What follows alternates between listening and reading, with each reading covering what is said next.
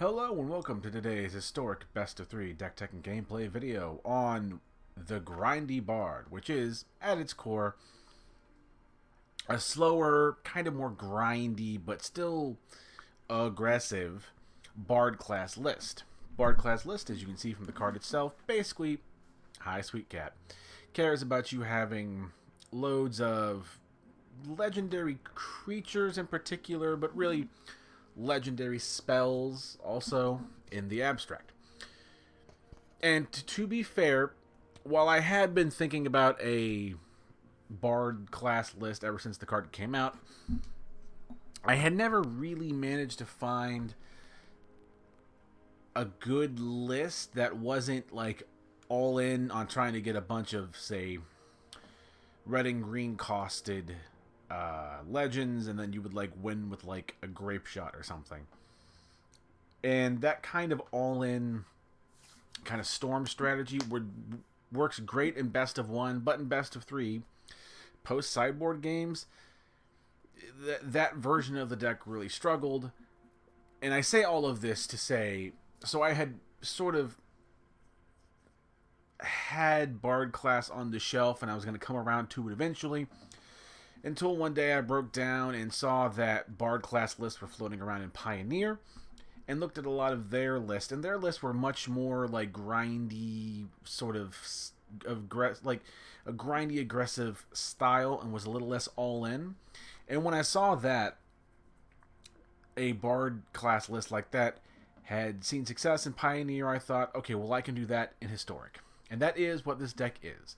It is Bard class and a load of legendary creatures at various spots along the curve, with some good glue cards holding it together, wanting to generally apply pressure and just sort of chip away at your opponent, maybe get a few big flashy turns to sort of go over the top and to close out the game. But it's a pretty traditional, aggressive, but still kind of grindy, capable of pulling out some value sort of deck.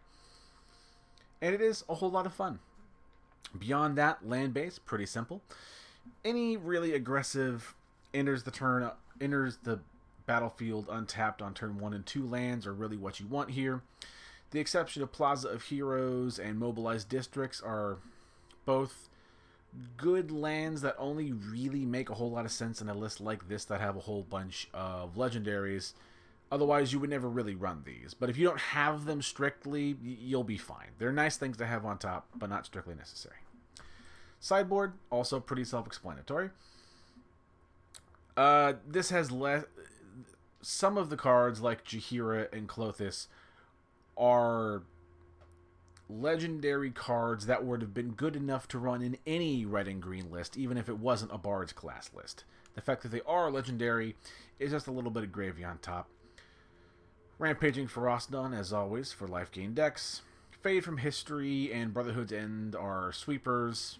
Abrade for interaction. Ooze for more graveyard hate or life gain if you need it. And a couple Chandras for the control-heavy matchups that will be able to answer your slower, more grindy, aggressive strategy. Chandra gives you a legendary spell that also can't be countered to sort of help shore up that weakness that the deck does have. And that is the basics of the list. We play Bard class, a load of legendaries, and top off with some good cards to sort of hold the whole thing together, i.e. glue cards. And we just try and whittle down our opponent until we win. And it does do a pretty good job of winning. With all that out of the way, we'll go on now to game number 1. And game number 1 with our Bard class list. Go ahead and play first, because as always, we have a brain. This is perfectly acceptable. 4 lands, 3 spells, things to play. Are there technically better hands where you could like apply pressure early on? Yeah, but this is good enough that we'll take it. Hi, sweet cat, who's sitting in front of the screen and sort of kind of covering up the next turn buttons. But that's fine. Pay 2 life, play the halfling. What is our opponent's sleeve? It's very cool. Doesn't really tell me a whole lot. Guess we'll do a Radha. Just apply some pressure where we can. always have the option of just playing a collected company. I still don't know what our opponent's doing. Or is it just a really weird mono green devotion? Guess we'll play off the top. Let's see. I can't do that. We can't attack with the halfling, I should say. Sorry, I'm thinking about the button presses I need to do to get what I'm like to perform the actions I'm trying to perform. Because again, I have a sweet little baby cat who's all in the way. I guess we play Collected Company. Maybe we find some good blockers. Yeah, Brothers Yamazaki work. Might as well go ahead and block. Opponent has anything else? They only have 2 cards in hand, and outside of, like, I think it's Storm the Festival, they don't... Well, let me phrase that. Outside of, like, Storm the Festival, and maybe if you want to consider a card, decks like this don't usually have a whole lot of, like, card advantage. They're really just trying to, like, have, like, 1 or 2 big, like, spike turns where they really explode in value and board presence, and then try and just close out the game from there. Maybe they have this for the, whatever the transform Pelukrinos is, whose name I can't remember. Anything? I mean, they're holding on something, and yeah, there's something they can do. Just don't know what it is. Suppose we'll see what's on the top of our deck before we, like, make a whole lot of plays here. If there's not that much we can do, we might just play a mobilized district so we can start getting that as a creature land on. What is our opponent? I'm assuming they're still here, but I see them. I'm seeing the rope. They're back. That's them hovering. Although, to be fair, yeah, maybe they have like a phone call or something come up. I've had those moments. Hang on. Before we just do that, what are we doing with the rest of our turn? Honestly, that's not the worst thing. Okay, we might just play a forest off the top. Okay, you just got yourself a fucking mute. Yeah, we'll do the Bard class then, and put the Bard class to level 2. Since we can't really do anything else with the rest of our mana anyway, we'll just attack with the rest of the squad. Apply some pressure. They could have some sort of interaction, but I don't think they do. That works. If it is mono green devotion, I don't know if I care, right? Oh god, I can't see. Thank you. Sweet cat, I'm gonna have to get you to move, Banana. I love you though, you look very cute. Yay, you're gonna come hang out with me. Oh, do you wanna hang out under the blankie? Hold on. Gotta adjust it so you can get there. There you go. That's less good.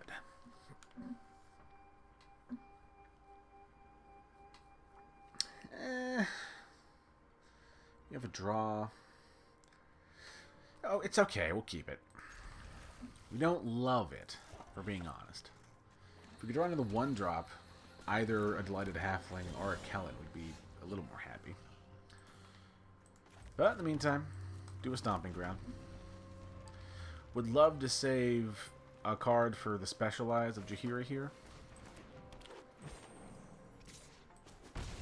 That's good, though. The missing lands is good for us.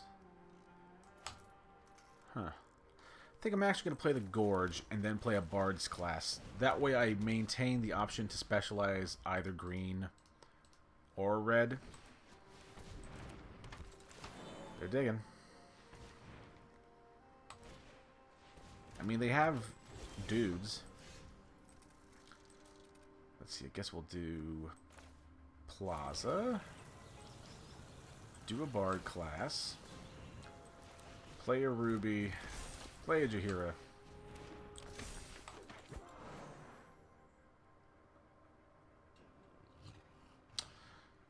Huh. Honestly, I think I take that attack. They're missing lands. I think we just have to take them, like, the initiative, for lack of a better word, and start trying to apply pressure. Okay, now I don't know what their deck is. That kind of gums that up a little bit.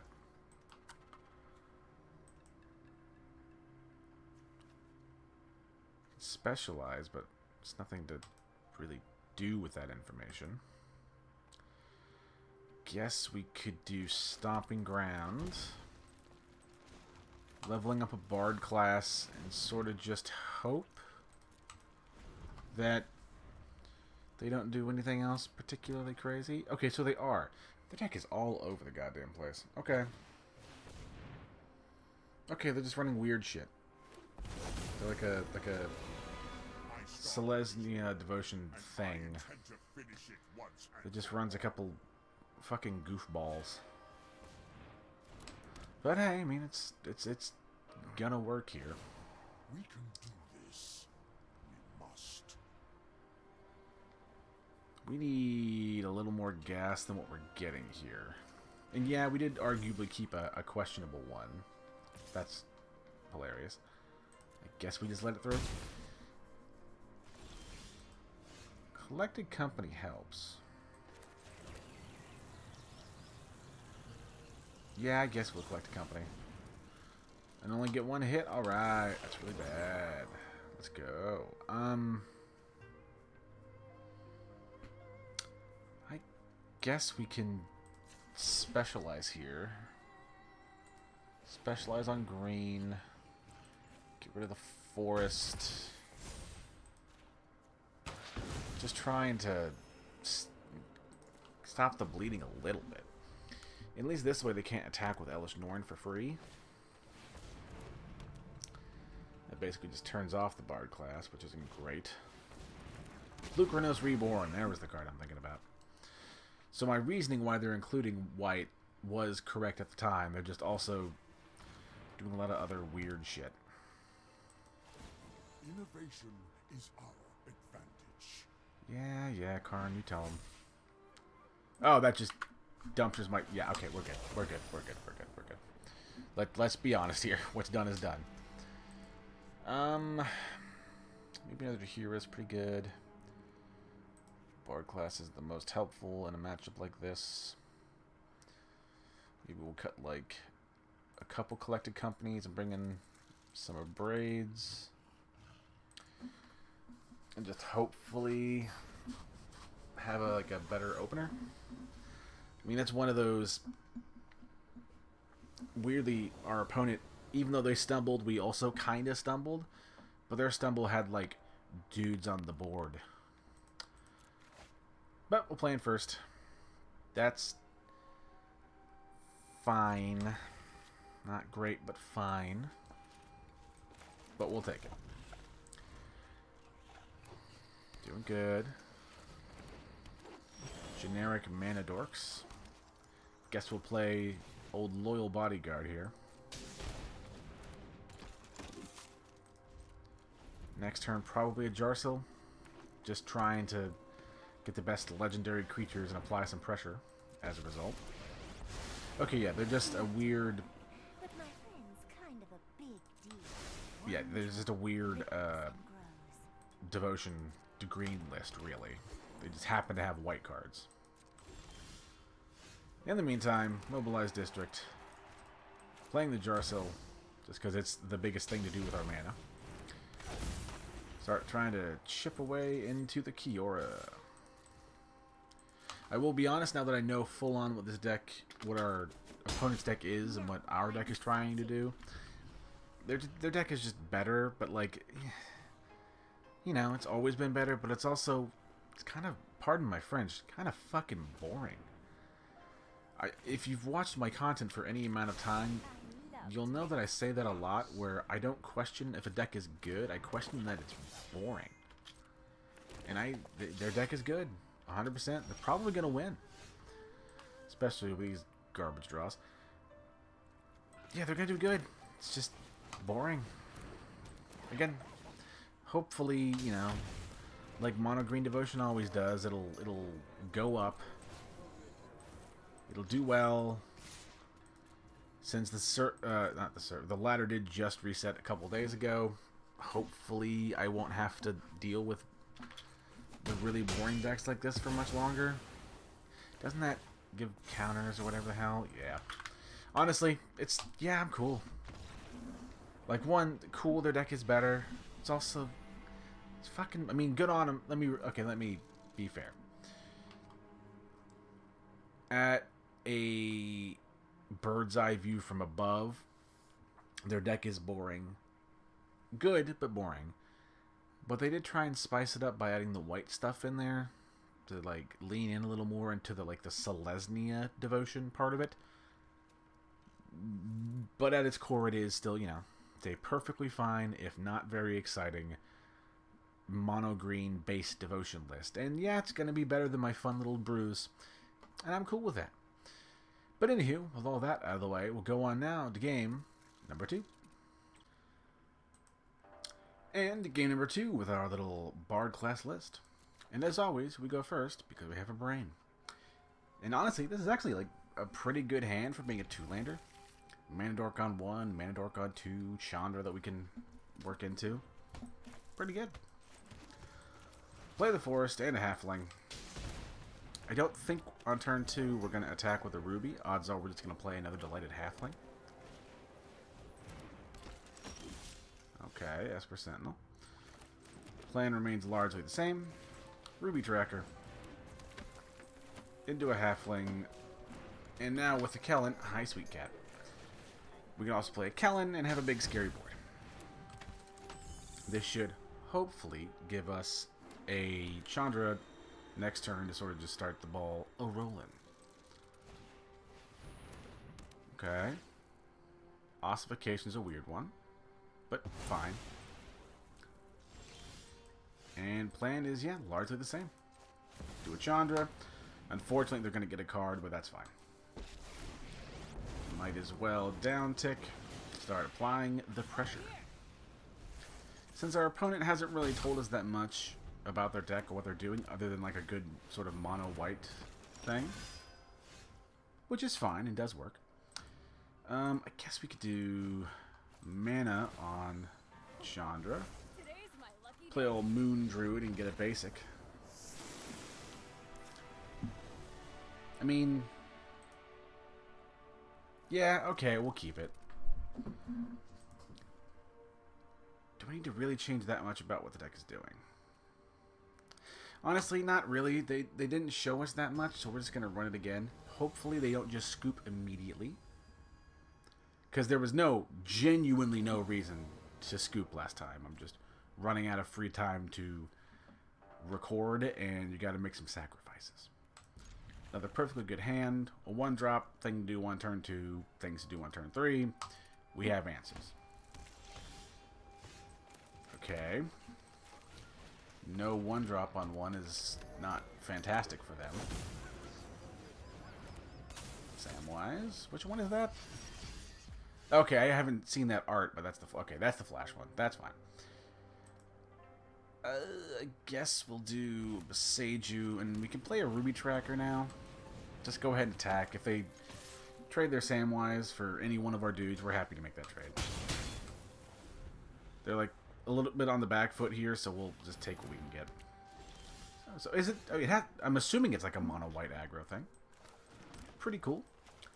Play the Jarcell here, since we do have a Delighted Halfling in the bin we can actually play. And again, apply pressure until game is over. Okay. I'm going to let that go because it does kind of show that the deck can apply pressure. I maintain our opponent didn't need to do this, but as a result, we'll actually do the very rare game number 3 with this deck. So yeah, we'll just go to game number 3. If you at home are in a situation like this, there's no way your hand's that bad that you needed to scoop. Like, my battlefield is not like a lethal threat on fucking turn 2 or 3 or whatever it is. Like, yeah, they didn't get a turn 1 drop, but, like, they're fine. You don't need to scoop at this stage. But anywho, on to game number 3. And game number 3 with our little Bard class list. And this is fine.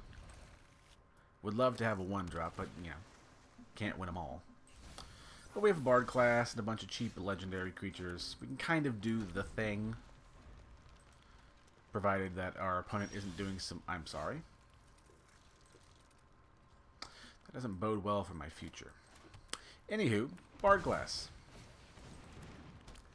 Probably, if nothing else particularly exciting happens.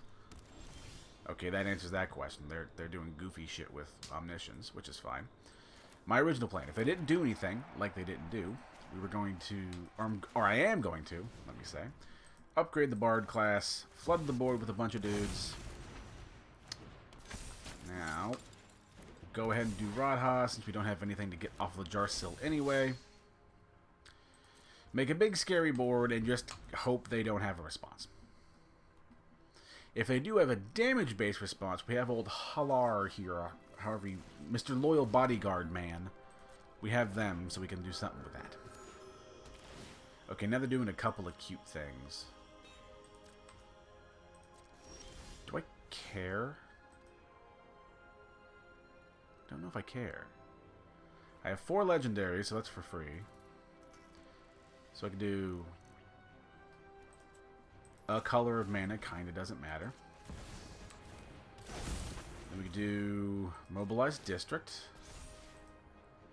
Then hit for, what's the technical term? A fucking load of damage. I mean, yeah, they did the cute thing and didn't... They probably actually had this land and deliberately chose not to play a land, so they would... That's nice. So they would be able to discard the Omniscience for free. And to be fair, that's very spicy. But, like, don't be that committed to doing Omniscience stuff to where you just fucking die like this.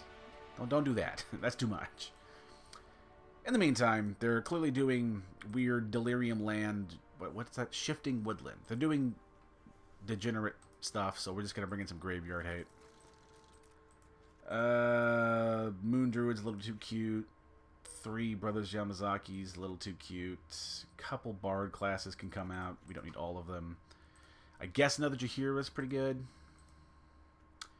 Maybe. Yeah, take out like a Redshift. We don't have to be like as cute in the sideboard, especially when they have like gone all in and now show me what they're trying to do. They're doing some like what I can only call bant cute shit. Again, it's good and it's like people trying things, and I love that. I do. Okay, I didn't get the greatest opener, but I was gonna say if they're going to do, you know, cute stuff, I'm gonna try and, you know, close out the game. Play the Forest, play Ruby here, so we can play a Chandra on turn 3, if nothing else, and get Chandra a-rolling. I'm sorry, do you have a counterspell? Okay. Are they doing the same thing again, where they're gonna, like, throw away a turn to get, like, quote, an air quotes free discard? Because I don't think that's great.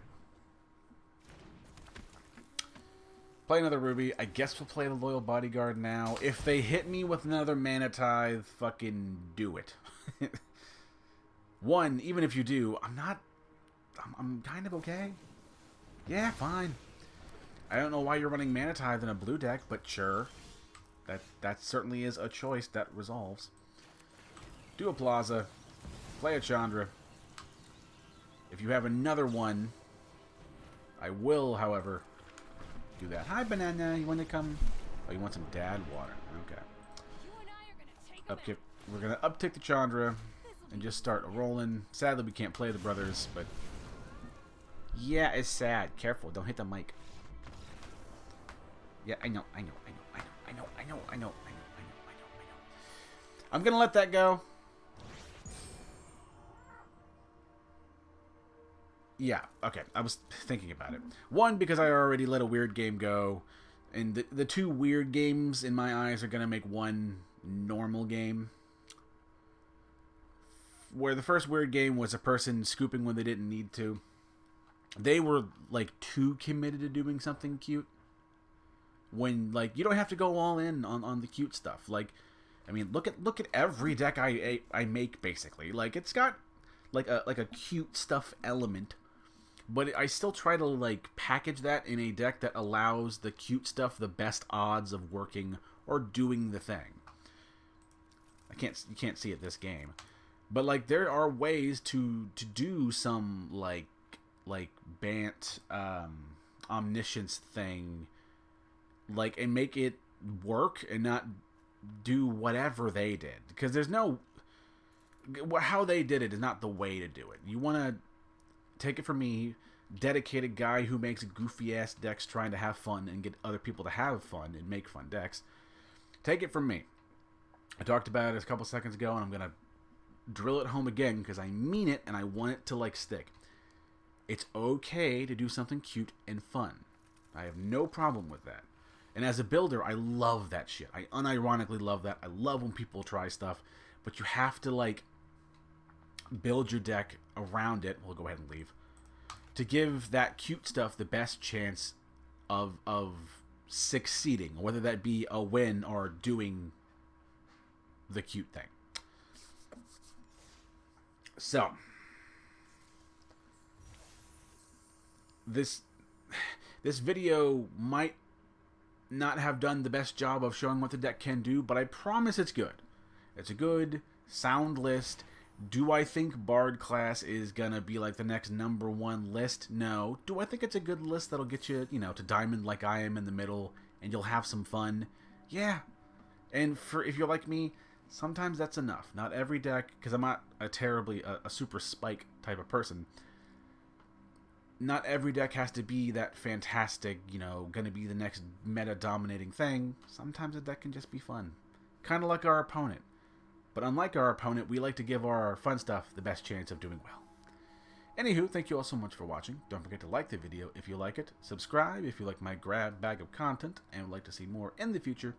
And if you have any sort of questions like, I don't have X, what about Y, or other generally nice and or constructive comments, I'll do what I can to respond to what I see.